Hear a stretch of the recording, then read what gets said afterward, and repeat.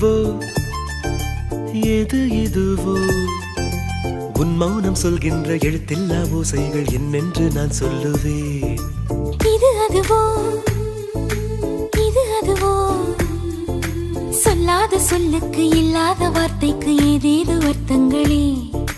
பெண் தோழன் நான் ஆண் தோழி நீ நட்புக்குள் நம் காதல் வாழும்.